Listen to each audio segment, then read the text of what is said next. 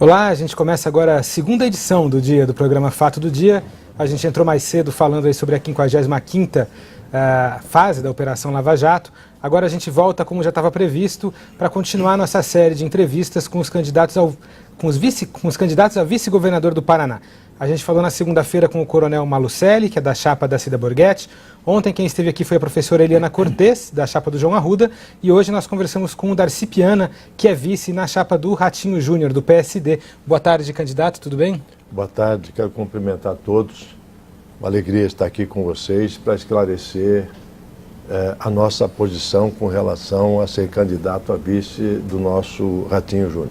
Nós aqui agradecemos o convite de ter vindo até aqui e para entrevistá-lo comigo hoje, Felipe Aníbal, que é repórter aqui da Editoria de Política Paraná, dedicado exclusivamente quase à campanha do Ratinho Júnior. Boa tarde, Felipe, Boa tarde, tudo bem? Candidato, a ideia dessa série de entrevistas é mesmo que quem nos assiste possa conhecer os candidatos, né? O senhor vem aí de uma longa trajetória na defesa dos interesses do comércio. Queria que o senhor pudesse falar um pouco qual foi essa trajetória profissional que levou o senhor aí a ocupar esse cargo na vice hoje, como foi essa virada de uma trajetória profissional que vinha, de certa forma, atuando politicamente, mas não atuando politicamente partidariamente, né? Eu diria que a gente faz política empresarial. Ou seja, uma entidade que nem a Federação do Comércio, como as outras entidades do nosso chamado G7, não deixa de ser uma entidade política, porque ela tem que defender os interesses da sua categoria, da sua classe econômica, e a Federação do Comércio não é diferente das outras. Então, quando eu cheguei na Federação do Comércio, já tinha uma certa experiência a nível desse relacionamento, até porque, como empresário, você tem participações efetivas no teu sindicato. Fui presidente do meu sindicato de autopeças. Na época, no meu sindicato era relacionado, inclusive eram juntos, o setor independente, que nós chamamos de autopeças, e o setor automotivo das concessionárias eram juntos. E fui eu, quando assumi a presidência, que separamos, porque não somos concorrentes diretos, mas somos, no fundo, um vende o mesmo produto do outro, um tem um preço de tabela e o outro é livre. Então havia sempre um choque de interesses e eu acabei achando melhor fazer uma separação disso. E daí, por essa seção dos sindicatos, eu acabei chegando à federação. Mas nunca com a intenção de ser presidente da federação, nunca me preocupei com isso. A minha preocupação, na verdade, era meus negócios, a minha vida empresarial, dar o sustento da minha família, dos nossos empregados, que a gente tinha uma empresa distribuidora que atendia vários estados brasileiros, mas por consequência do trabalho que foi feito no sindicato, acabamos chegando à presidência da Federação do Comércio, isso há 12 anos atrás. E aí, quem se mete em coisas que são necessárias tem que fazer o seu papel, e eu estou fazendo, sempre fiz e busquei fazer o melhor. Nesses 12 anos o senhor ficou lá ininterruptamente, ficou presidindo Isso, por são 12 três anos. mandatos de 4 anos que foram cumpridos. Fizemos um trabalho extraordinariamente grande, ou seja, ampliamos a base não só do número de sindicatos da federação, mas também do SESC e SENAC, que são o nosso braço de ensino, o nosso braço social, que seria aquele do atendimento aos comerciários, do chamado comércio, serviço e turismo. De 26 unidades, 23 unidades do SESC e 16 do SENAC, hoje nós temos 42 do SENAC, 46 do SESC e 9 em construção.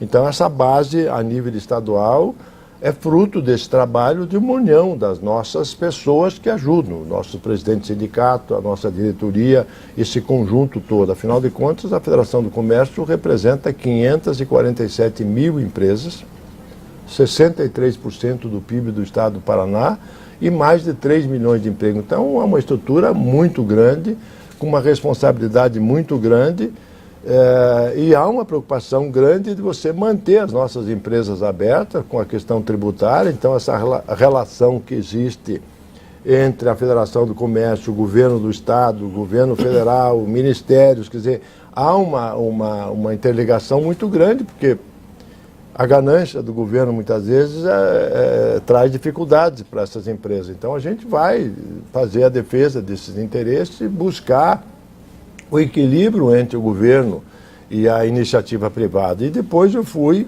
muitos anos, praticamente 7 anos seguidos, o coordenador do chamado G7, que é exatamente era G8, depois houve um entendimento, reduziu para 7, as 7 grandes entidades empresariais que representam o setor produtivo, então isso me deu uma ligação muito grande com todos os segmentos econômicos, não só do comércio, como é o meu caso, mas com a agricultura, com o agronegócio, com a Federação da Agricultura, com a OCEPAR, com a FACEAP, com a Federação das Indústrias, quer dizer, de um modo geral, a Associação Comercial do Paraná, então, a Federação dos Transportes, quer dizer, que fazem parte do G7, e, claro, aí não só em defesa dos interesses da Federação, mas também de todo o setor produtivo.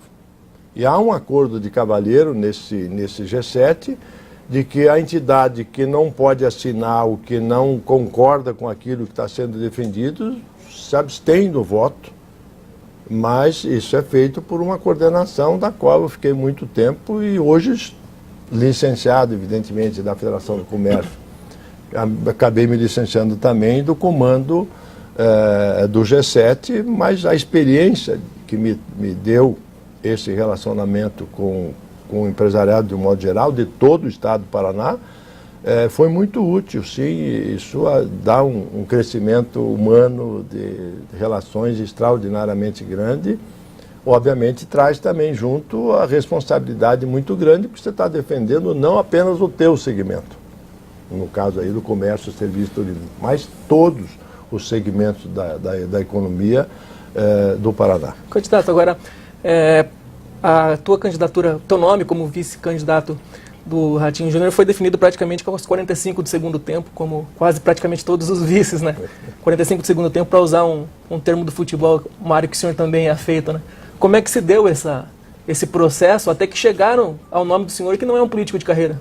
Olha, na verdade, essa história não começou e não foi nesses 45 segundos do último. A definição minuto. foi ali, né? A definição foi ali, claro, uma decisão pessoal do candidato ou do grupo que o acompanha. Mas a minha situação é um pouco diferente. Eu fui consultado há muitos meses antes disso. E eu fui protelando isso tudo, eu fui colocando posições. Primeiro eu queria saber qual era o grupo político, quais eram os partidos que fariam parte dessa aliança. E como no início, a primeira vez, era apenas 2 partidos, eu quis saber mais, depois eles voltaram de novo um mês depois, trouxeram outras alianças e a gente foi andando. E quando chegou na última data, que seria a data limite, que era o dia 7 de junho, que eu teria que me afastar, me licenciar da Federação do Comércio, como é normal, é estatutário isso, e não só estatutário, como é de lei, eu acabei, digamos assim, veio muito mais gente do que as outras vezes, e nessa conversa de 3 horas e meia... Quantas pessoas, assim, para o eleitor ter uma ideia? Foram mais ou menos 3 horas e meia com 12 ou 13 pessoas que vieram, todo o staff da aliança, para me convencerem e mostraram por números, por gráfico, por pesquisas estruturais, por pesquisas de idade, por pesquisas de poder econômico, por pesquisas de cursos de nível superior, inferior e tal, da onde seria útil a entrada do meu nome nesse processo todo. Daí veio uma segunda etapa, que veio a questão dos vices. Claro que tinha uma série de companheiros, gente muito boa, que pleiteavam, alguns pleiteavam independente, outros pleiteavam pelos seus partidos e assim por diante. Quer dizer, eu era um daqueles ali.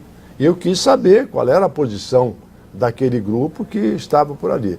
Aí, explicado tudo isso, veio uma terceira posição ainda que eu fiz o questionamento, que eu sou um homem, não sou um homem de posse, tenho uma vida tranquila, trabalhei muito na minha vida, eu trabalho desde os 13 para 14 anos, quando eu desisti da mesada do meu pai, lá em Palmas, no Paraná, que eu nasci no Rio Grande do Sul.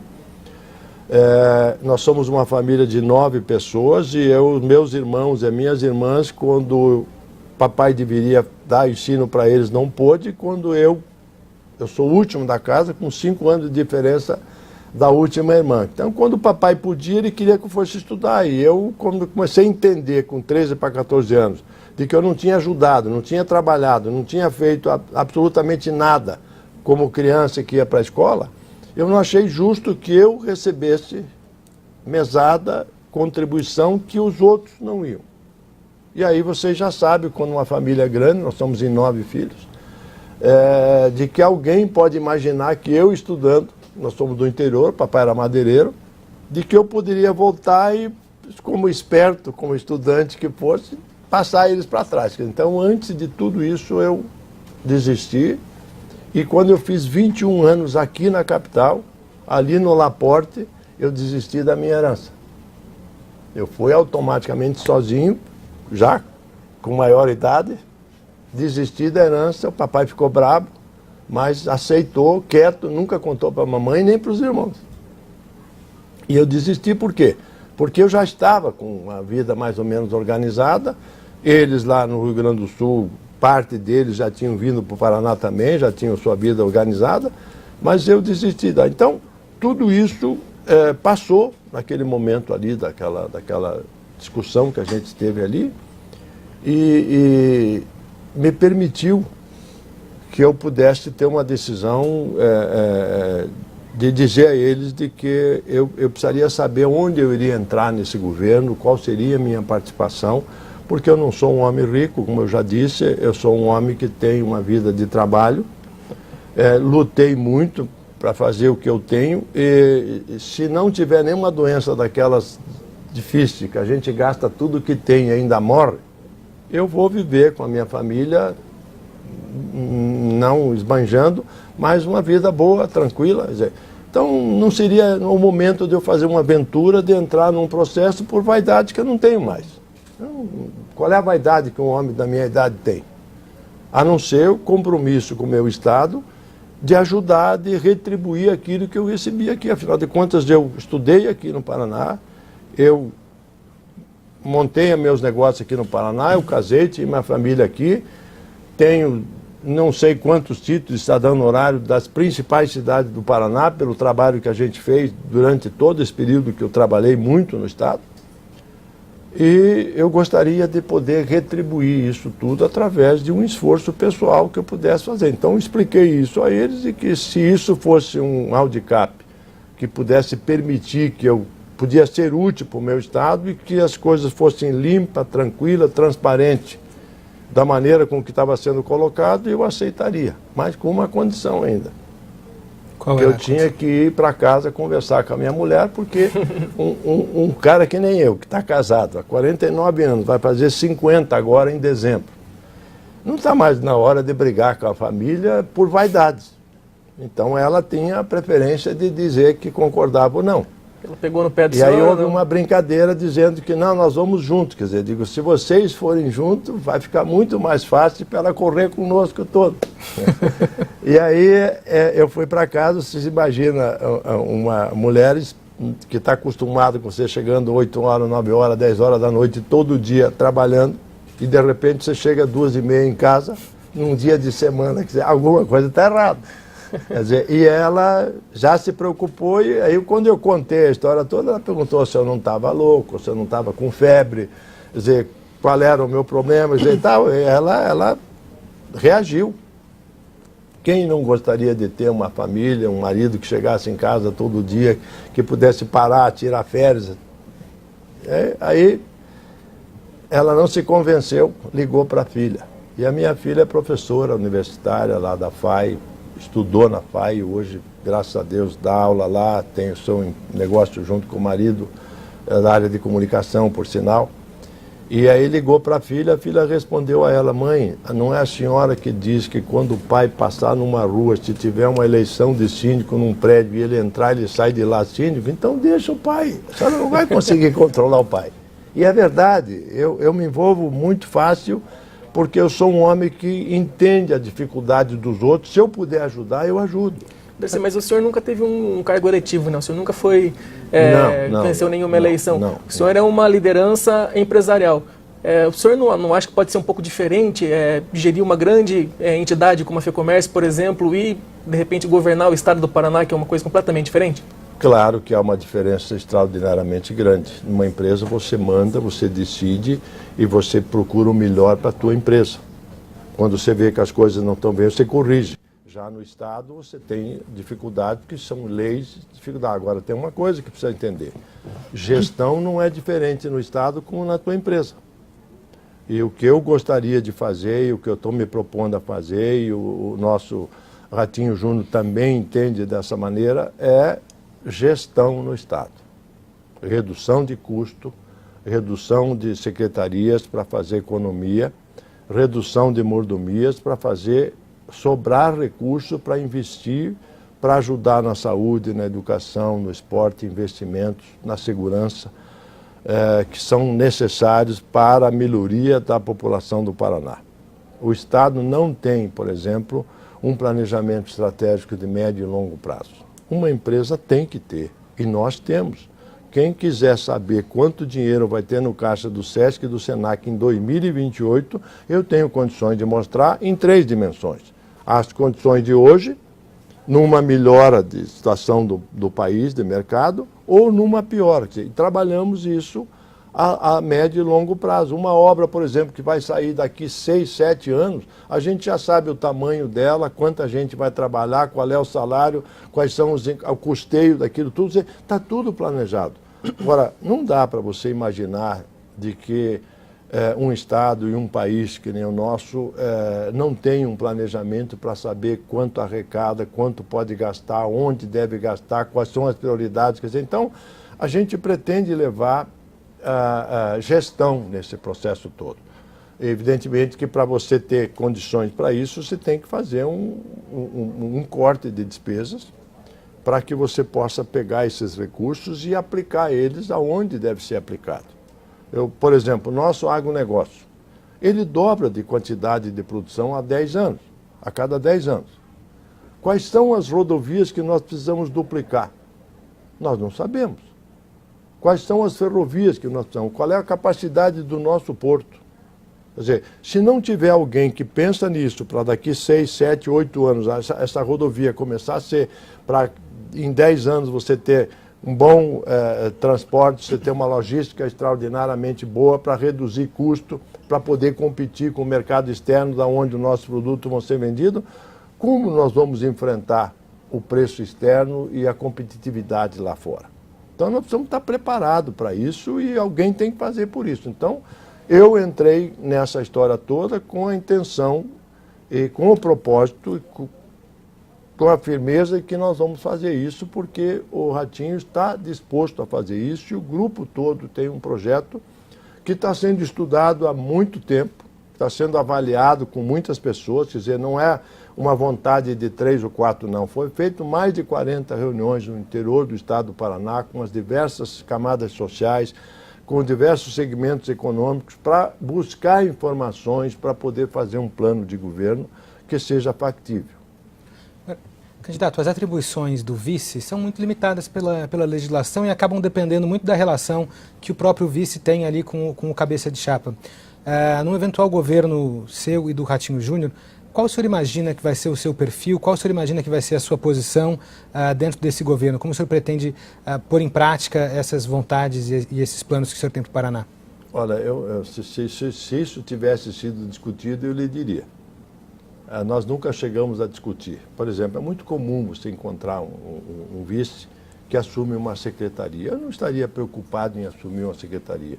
Eu posso servir ao meu Estado sendo um elo de ligação entre os vários segmentos, entre as várias secretarias, quer dizer, um suporte, digamos, entre o governo, o próprio governador, à Assembleia Legislativa, às secretarias, quer dizer, como uma pessoa que tem conhecimento, para ouvir as pessoas, para ouvir o segmento, que eu acho que é o que é mais importante hoje. Não adianta você dizer que tem um governo que está disposto a ouvir. Não adianta só ouvir. Tem que ter decisões que são corretas no momento certo para aquele segmento. Vamos falar um exemplo básico. Questão tributária, que é o que eu mais atuo no governo em função das 500 e tantas mil empresas que a gente representa. Pode uma empresa ter uma unidade produtora no Paraná grande e ter a sua distribuidora a 150 metros do estado de Santa Catarina? Alguma coisa está errado. Por que Santa Catarina pode dar alguma coisa diferenciada que o Paraná não pode dar? O imposto que nós vamos deixar de receber. A mão de obra que lá está aplicada de 400, 500 funcionários que estão gastando no estado vizinho, que estão comprando roupa, sapato, carros, estão estudando nas faculdades de lá e essa mão de obra não está aqui dentro do estado. Isso estão centenas delas que estão indo embora do estado por falta de um diálogo, por falta de alguém que entenda isso, que possa ajudar a resolver esse problema. Quer dizer, uma empresa que sai do Paraná, que vai para um outro estado, que recebe algum privilégio do lado de lá, essa empresa se estabiliza do lado de lá e a hora que tiver igualados os valores, não volta mais para cá, porque já está estruturada do lado de lá, com o seu gerente, com os seus diretores, com toda a sua estrutura de logística, que não vai começar tudo de novo do lado de cá, porque vai gastar uma fortuna. E o pior de tudo, que hoje nós, além de estar perdendo empresas do comércio, de serviço que estão indo para Santa Catarina, São Paulo, Espírito Santo, nós estamos perdendo empresas que estão montando indústrias. De cada 10, 7 hoje vai para o Paraguai. Por quê? Porque o Estado atrapalha.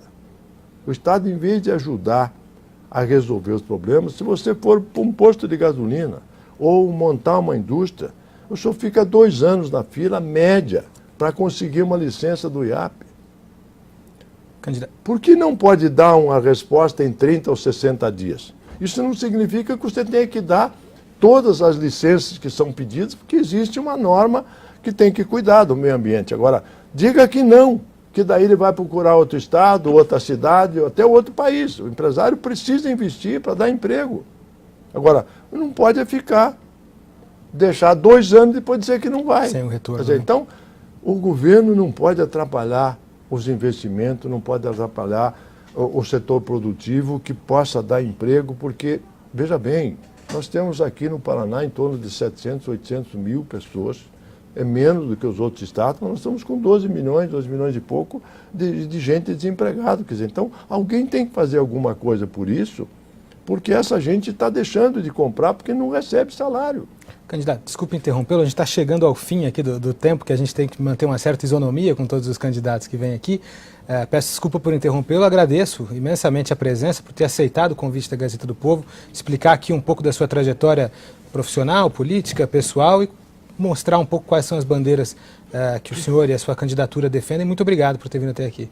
Eu que agradeço, a gente se entusiasma, porque são coisas que eu faço todo dia e a gente conhece tudo isso. Então, quando vocês fazem as perguntas e a gente tem que responder, a gente às vezes se estende e fala bastante, mas com certeza absoluta nós temos um conhecimento muito amplo que eu gostaria de colocar isso à disposição do meu Estado para justificar aquilo que eu recebi aqui. Com muita alegria, quero dar minha parcela de contribuição a todos os paranaenses e a esse país que merece o nosso respeito e a consideração. Eu quero agradecer mais uma vez aí a boa vontade de vocês em nos receber e vamos aguardar então a decisão do povo para o dia 7. Novamente a gente te agradece. Felipe, obrigado também pela participação aqui. Amanhã a gente volta no mesmo horário, às 2h30, entrevistando a candidata Ana Terra Viana, do PT, candidata a vice-governadora do Paraná, na chapa do Dr. Rosinha. Então contamos com a audiência de vocês também amanhã às 2h30. Até mais.